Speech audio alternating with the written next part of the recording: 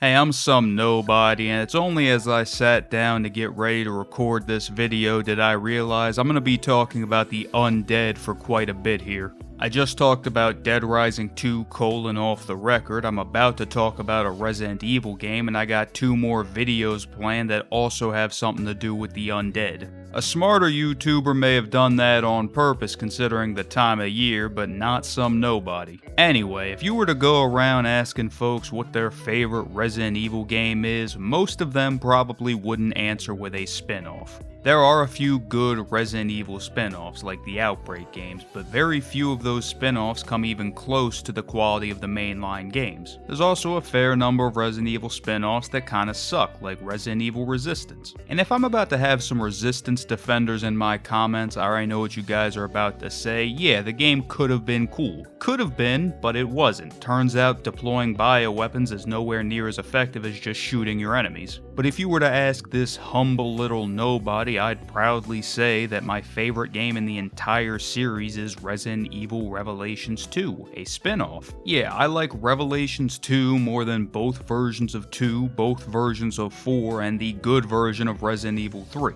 Am I insane? Am I stupid?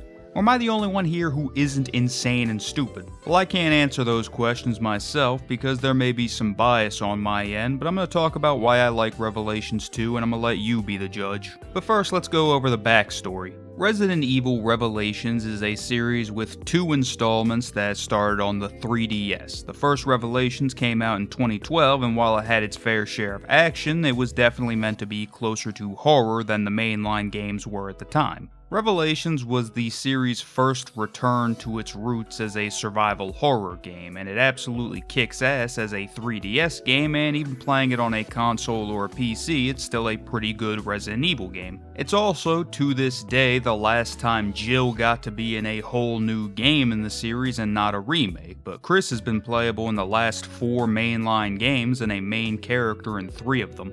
Hell, he's playable in Revelations. That is some absolutely biblical greed, and the gates of heaven will not open for you, Redfield. Damnation of Chris's soul aside, most people who played Revelations back in 2012 thought it was really cool and a breath of fresh air, especially since that same year saw the release of Resident Evil 6, a shitty live-action movie, and Operation Raccoon City. If you're a Resident Evil fan, you may think one or two of those things was underrated or not as bad as people said, but there is not a person alive who likes all 3 of those.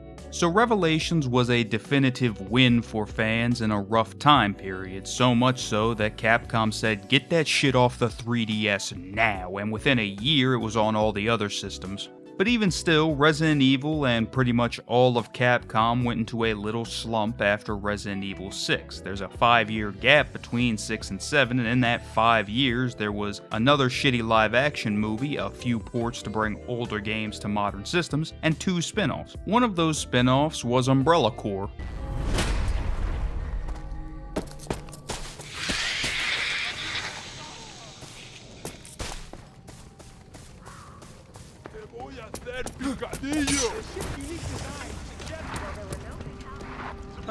Huh? Oh, come on! You gotta admit this is cool! The other spin-off was Resident Evil Revelations 2, an actually good game released in the series' darkest time that I don't think people gave enough credit back then or even today. I'd say it's the most underrated game in the series because it's probably the best one that people just don't talk about. Like, Code Veronica is underrated, but it's also the game that everybody agrees is underrated. People will talk about Code Veronica, but the only people talking about Revelations 2 are me and the Claire stands. I have a friend that is a massive Resident Evil fan, a lifelong fan at that, and he had just never played Revelations 2 until I made him. I imagine a lot of people who would have played Revelations 2 decided not to play it simply for the fact that Revelations 2 decided to follow a weird trend in video games at the time and release episodically. The entire game was out within a month, but the fact of the matter is, on release you just couldn't play all of Revelations 2. To this day, on most digital storefronts, you still can't just buy Revelations 2, you have to buy all the episodes. which in essence means if you want to buy the full game, you have to buy the deluxe edition of the game. The game sold well despite all that. All I'm saying is that some people will see a Steam page that looks like this and immediately fold, walk away from the table, leave the casino, and never be seen again. Anyway, with Revelations 2 turning Revelations into a series instead of a one-off, Capcom stated that the point of the Revelations games would be to fill in gaps between the mainline games. They also wanted Revelations to be the survival horror, puzzle-heavy alternative to the mainline games, which were going to stay action-focused. Which is really funny because they said that while Resident Evil 7 was already in development as a second return to the series' roots as a survival horror game. And just like Revelations 1 with Jill, Revelations 2 brought back characters that hadn't been in the spotlight in a while. Bringing back Claire Redfield after it had been 15 years since Code Veronica, and giving Barry Burton his first real game appearance after the first game. Barry was a main character in Resident Evil Gaiden on the Game Boy, but be for real. This is one of the main reasons it's a shame that Capcom has completely dropped the Revelations series, because there are a lot of characters in Resident Evil that appear once and never come back. Billy, Carlos, Sheva, Josh, Jake, every original character from Revelations 1 and 2. They could have made a real series out of Revelations following up on some of these characters and the various plot threads that have been dropped throughout the years with the main series, but I imagine they just didn't want to compete with the Bible. But that's enough backstory and ponderings. Let me get into why I like Revelations 2.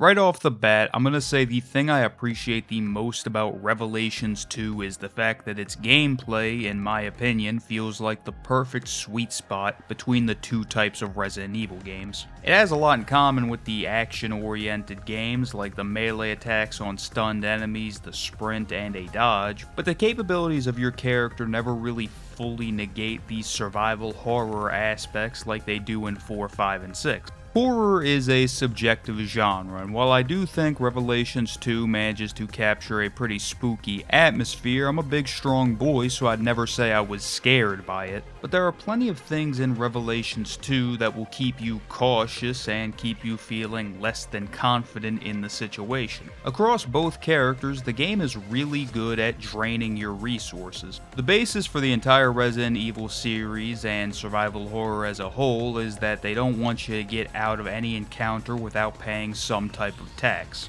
Whether you're spending bullets, dropping a sub-weapon, or God forbid using an herb, you're not going to get out of any situation without giving up something valuable. It's a really simple concept, but if you get this wrong, you pretty much completely fail as a survival horror game. If I'm always decked out with grenades, ammo, and healing items, I never have to weigh the options in any scenario.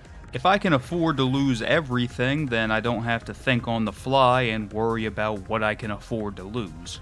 The give and take is the key to good survival horror in my opinion, and I think Revelations 2 is fantastic with it. It gives you more than most Resident Evil games would, but it takes even more. It's not uncommon for you to be completely out of sub-weapons and ammo for multiple guns and have to rely entirely on the one gun you have ammo for.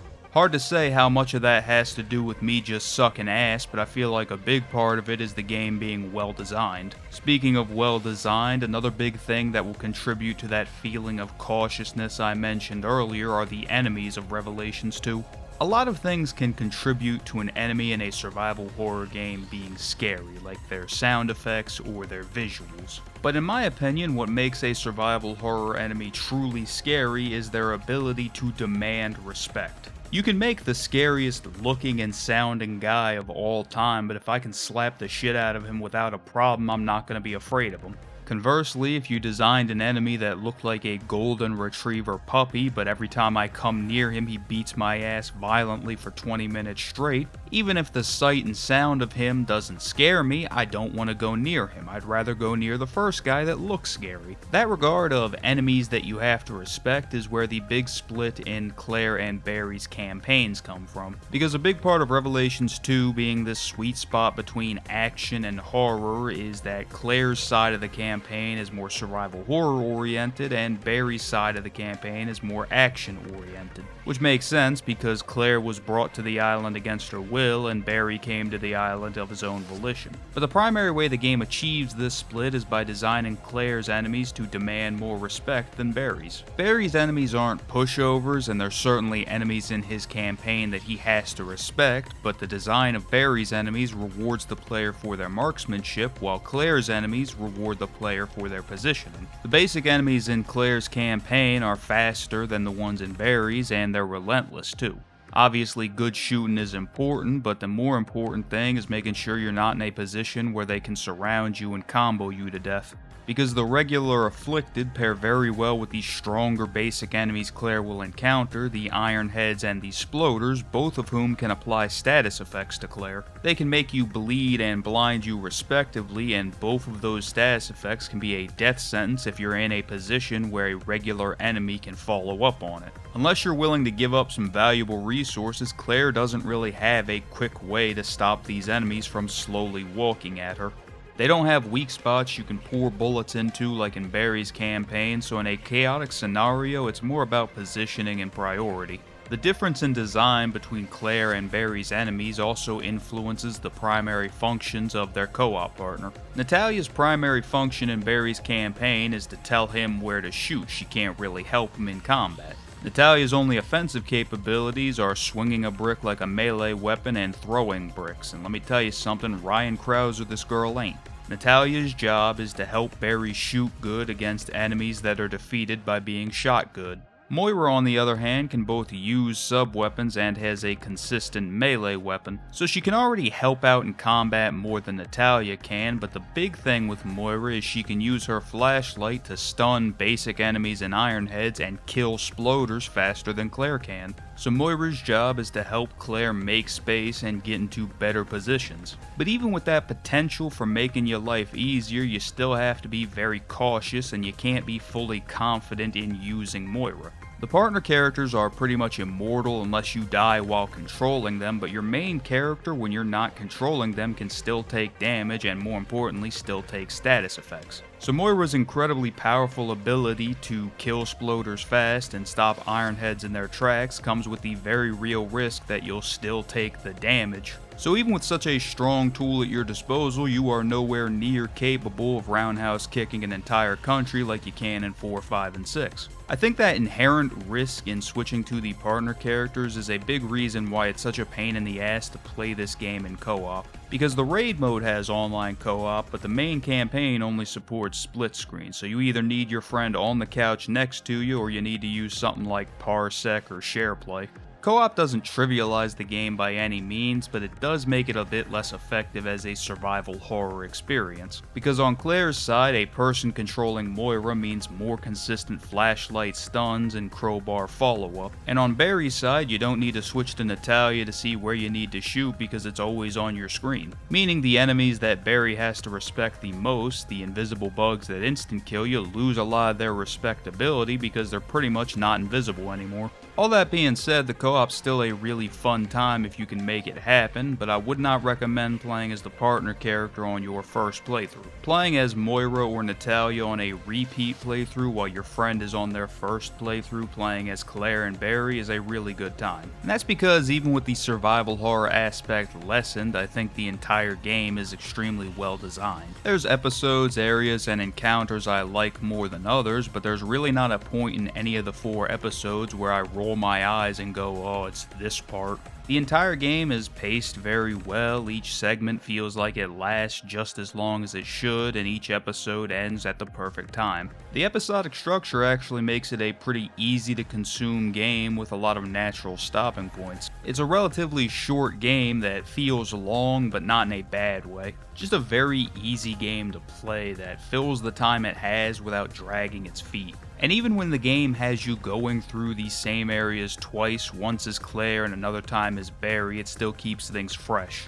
Like in episode 2, when both pairs wind up in this apartment building, Claire and Moira aren't there for very long because they just get in the elevator and they go to their next area, but Barry and Natalia spend a bit more time because the elevator's out, so they take the stairs and they go floor by floor. It's pretty neat because it makes it so you have that linear storytelling of the more action-focused games while having some kind of backtracking like you'd have in the classic games. That's pretty much everything I got to say about the gameplay of Revelations 2. I think it's a great game, very enjoyable, a lot of fun. It definitely holds its own in that arena, but I think what really puts it at the top of my list is the writing of the game. Oh my God, are you okay? Yeah, that was almost a Claire sandwich. Does Barry tell everyone that story? Resident Evil is a long and storied franchise. It's a series so old your fucking parents could have grown up playing it. But in all that time that the series has been around, I would say that story has never been a highlight. There are very, very few Resident Evil games where story would come up in a list of best things about them. But for what it's worth, I can only really think of one where story comes up in a discussion of worst things about it. The story is just not a high priority for the series, evidenced by the fact that we haven't had an overarching story for the franchise since 2009. The closest we've gotten since then is them dropping information that hints at something bigger that they never follow up on. The story of each individual game does just enough to set up the setting, the monsters, and the character you play as. Village with its Rose DLC is probably the best story told by any of the mainline Resident Evil games. I'd say Resident Evil has always spent the bulk of its writing efforts making likable, memorable characters and not really paying much attention to what those characters are doing. You like Leon, you don't really care what he's doing, but you're glad he's here, you're happy to see him. And what I think makes the story of Resident Evil Revelations 2 stand out amongst the series is that it uses that formula to break that formula. I mentioned before that Revelations 2 has you play as two pairs of characters, Claire and Moira and Barry and Natalia. If you're not familiar with the structure of Revelations 2, I mentioned that it's split up into episodes and each episode has a Claire half and a Barry half. And unlike other Resident Evil games with multiple protagonists like this, you don't just pick one and then play through the same campaign with minor differences. You cannot play the Barry part of an episode without doing the Claire part first. If you're a psychopath, you can start on Claire's episode 4, but you cannot start the game on Barry's episode 1. And that's because Claire's half of the story is very much a traditional Resident Evil story. It's a setup to get a character you know and love into a survival horror setting where they will solve puzzles and fight monsters and scrounge for ammunition, but they don't really have any goals beyond just surviving. Claire doesn't really have a personal hurdle to overcome or any kind of arc she has to go through. She has some moments where some things about her character are hinted at, but her primary concern is saving herself, Moira, and anybody else she can. Moira is the character that's actually at the center of the story. Some people really don't like Moira, and I can kinda understand why, considering the fact that she is a 20-year-old angsty teenager with daddy issues. She also swears like a sailor, which annoys some people, but grow the fuck up. Parts of Moira's character can be a bit abrasive, but I think when you have the full context, it's very easy to understand why Moira is the way she is. Especially when it comes to her fear of guns and her strained relationship with her father. Have I mentioned that Moira is Barry's daughter at all? Well, that's the reason why she's at the center of the story, because she's the reason Barry comes to the island. Claire's simple survival horror half of the story is really just set up for Barry's more personal half. Claire is thrust into hell and forced to fight for her survival, but Barry willingly walks into hell on a mission to find his daughter. Claire and Moira's half of the story gives you the context of where they went and what they did, and the Barry half has you searching for them when you know where they went but Barry doesn't. The game gives you more information than both pairs of playable characters have, but it also so expertly drip feeds you information that you'll always have more questions. It's just like the ammo and the healing items, there's an amazing give and take with information in Revelations 2. A question will arise in Claire's part, be answered in Barry's part, but then a new question pops up in Barry's part that gets answered in Claire's next part. I mentioned earlier that the gameplay is extremely well paced, but I think the writing across the whole game is too. It's like really good TV writing where at the end of each episode you want to just watch the next episode. And each episode half, the Claire halves and the Barry halves, end with some kind of stinger that keeps you hooked for the next one. It's incredible how well the story is written around jumping back and forth between these two different perspectives. Hypothetically, you could play all of Claire's stuff, then all of Barry's stuff, but I think you'd actually miss out a lot on the Barry side of things. But I can't explain exactly why that is until we get into the spoiler quarantine zone. Just know that my main point of this section so far is that the episodic nature of Revelations 2 was handled very well and it led to an engaging and entertaining story. But each episode only has about 2 or 3 cutscenes, so to actually tell the stories within the episode, they utilize Naughty Dog tech. By Naughty Dog tech, I mean they just give your player character an AI partner they can talk to so that you can tell some story in between cutscenes. Sure, Naughty Dog wasn't the first game to do this, but considering the year Revelations 2 came out, I mean, come on. The AI partners definitely serve more of a gameplay purpose than Ellie does in The Last of Us, but Natalia, despite having her own things going on narratively, her main role is to give Barry somebody to talk to. And then oddly enough, Claire's main role narratively is to give Moira somebody to talk to. I said earlier that Moira is really the center of the story, and her relationship with her father is the emotional core of the story. And just like with every other mystery, we are drip-fed information regarding their relationship primarily through these interactions between the partner characters.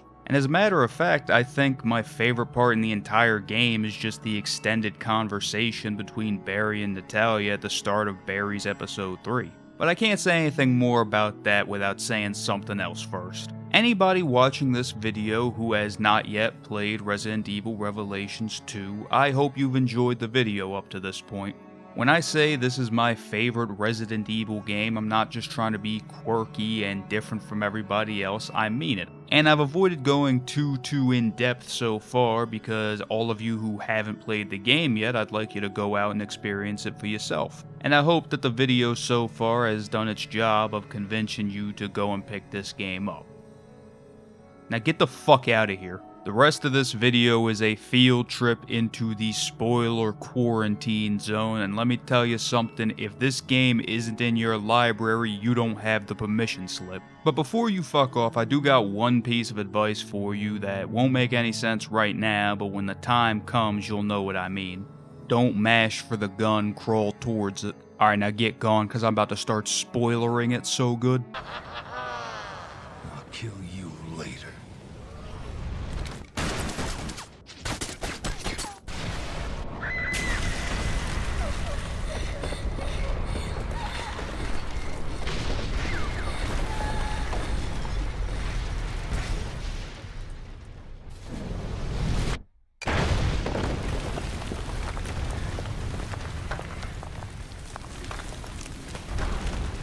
Come on, keep moving.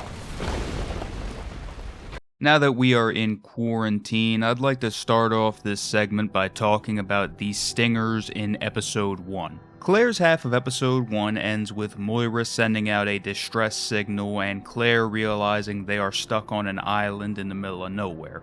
Not that crazy on its own, but then Barry's episode 1 starts with a GTA 5 character switch effect showing him pulling up to the island and listening to the distress call. And that makes you think, damn, Barry got here fast. I mean, he's not listening to the distress call live, he's listening to it on his iPod, but he must have got here real quick. But then, all of Barry's enemies are different than the ones you just fought as Claire and Moira. The enemies that are recognizable are slow, decayed, almost skeletal. But then there are the other ones, the ones that are twisted and changed into barely humanoid shapes. It's a substantial amount of change in such a short time between Moira sending out the signal and Barry showing up. But then, at the end of Barry's episode 1, 2 massive bombshells get dropped. The little boy is that it has been 6 months since Moira sent that distress signal. That's an example of something I mentioned earlier, the characters having information that we aren't privy to the same way we might have information they don't know. Barry knows he's been searching for his daughter for the last 6 months. The fat man is that, according to Natalia, Moira is dead. For us, the audience, this being the stinger at the end of episode 1 cast this huge cloud over the rest of Claire's half of the campaign. Because going forward, now we know that the entirety of Claire's campaign is essentially a flashback set 6 months in the past. If Moira has been missing the last 6 months and is dead according to Natalia, we can only assume based on the information we have that Claire shares the same fate. You know the two of them will at least make it to episode 4, but you have information from 6 months in the future and you think you know how their campaign will end. Now there is the possibility you don't believe Natalia. I mean, she may be able to see monsters through walls, but she's an 11-year-old. Who knows if you can take her word for it. Maybe she just thinks Moira's dead. But that's the magic of Revelations 2 and how it tells its story all non-linear like. You don't know what Barry knows in this scene until episode 4. Listen, I've obviously played Revelations 2, most people still watching the video have played Revelations 2, but to you right there, the guy who's watching this video even after I told you to click off, what if I told you that neither of these bombshells dropped at the end of episode 1 are news to Barry? What if I told you that in this scene, Barry already knows that it's been 6 months, and he already knows that Moira is dead? Claire, open your eyes. Claire, wake up. Claire. Barry?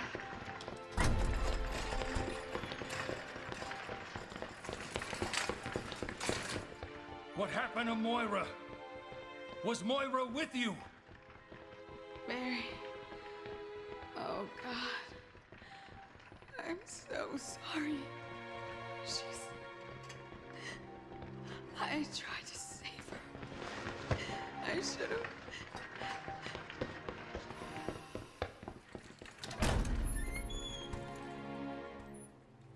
No. Moira. Why, baby?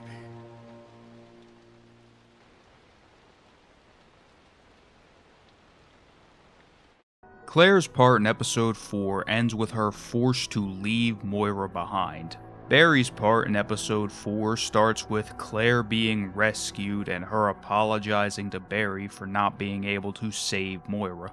We, the audience, can doubt Natalia saying Moira is dead, but Claire saying it carries a lot more weight.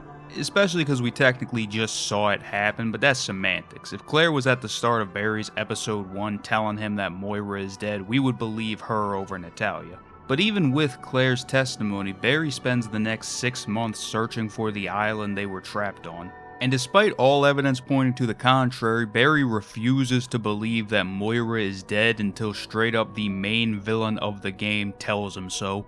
That denial and the anger that follows after Barry starts to believe Moira is dead, that's pretty standard for a father losing a child. But what makes Barry so compelling in Revelations 2 is that those feelings of denial and anger are made so much stronger because they are fueled by his regrets. You can tell that the idea of never being able to reconcile with Moira and make up for his failures as a father eats away at Barry. And what really sells that regret and makes it believable is just how darkly realistic the conflict between Moira and Barry is. because it doesn't stem from anything goofy or sitcom-y like, oh, Moira wanted to borrow the car but Barry wouldn't let her, or Barry picked Moira up from school wearing a cowboy hat. No, when they were kids, Barry didn't lock up his guns properly and Moira accidentally shot her little sister Polly. Moira and Barry both talk about what their relationship is like with their co-op partners, and they both hint throughout the game that there was an event that specifically drove them apart. Moira and Barry both blame themselves for the incident, but Barry's way of blaming himself was to become a bit of a control freak because the last time he didn't do something properly, one of his daughters almost died. But Barry being that way made Moira feel like he didn't trust her and that he blamed her for the incident. And his backstory is why I think Moira's more abrasive personality and her fear of guns are totally fine because they make sense to me. And I absolutely love the 1-2 combo of Moira overcoming the trauma from that incident and Barry accepting responsibility for it in episode 3. Moira conquering her fear of guns to save Claire from Yuri Lowenthal is an excellent moment for her character. And the conversation Barry has with Natalia at the start of his episode 3 is legitimately some of the best storytelling the series ever done in my opinion. Barry, are you okay? Yeah, I was just thinking about how I used to go for walks like this with Moira and Polly. Were you a good family? We tried to be. Moira and I fought a lot, even after she grew up. Was it because she used bad words? No, she just did that to tick me off. I'm the one that drove us apart. I messed up real bad as a father. She and Polly were playing in the house. I forgot to lock up my guns, and Moira, Polly had an accident. Was it Moira's fault? No, it was mine. But I raised my voice at her, and I guess I never really got around to taking the blame. Polly survived, thank God. But not me and Moira. We started drifting apart. I think she still loved you. I appreciate you saying that. I'll tell you this much. I couldn't save her, but I'm gonna save you. I promise I'll get you off this island. I know. Thanks, Barry. You see Moira overcoming and starting to heal from that trauma, and you think that maybe there's a possibility they could patch things up, and then right afterwards you get this remorseful, heartfelt speech from Barry about the fact that they will never get to patch things up. By intertwining the campaigns the way they did, they take this moment from Moira that is supposed to be this big, triumphant moment of growth for her, and it makes it tragic. In the moment, of course. Obviously, everybody still watching this video has played the game, and we know now that Moira's death is greatly exaggerated. Unless you get the bad ending where Moira does actually die. And I love that whether or not you get the good or bad ending is entirely decided upon this scene. If Moira can't find the strength to overcome her fear of guns in this moment, then she can't find the strength to survive on the island for the next 6 months, and incidentally find the strength to heal her relationship with her father. In those 6 months on the island, surviving alongside the old man from the sewers, Moira's primary motivation is repairing that relationship.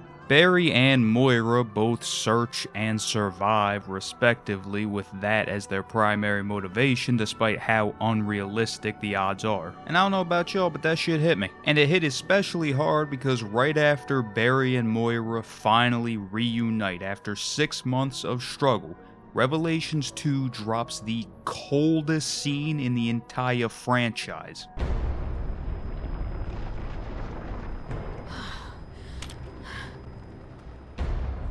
Let me take care of this.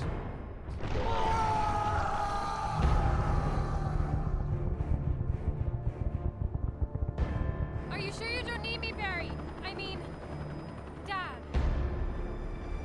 I'll always need you. But for now, I have this. I'll cover you from the chopper!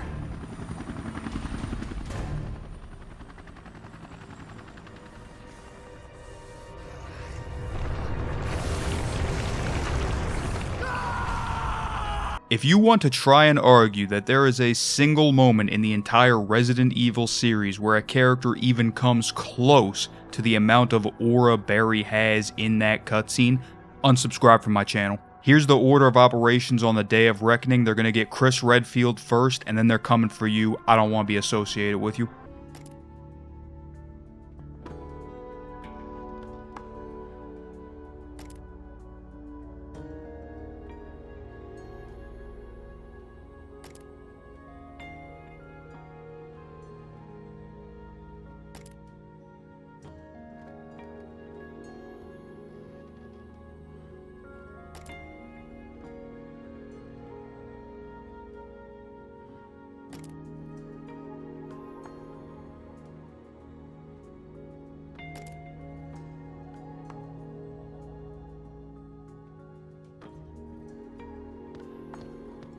Come.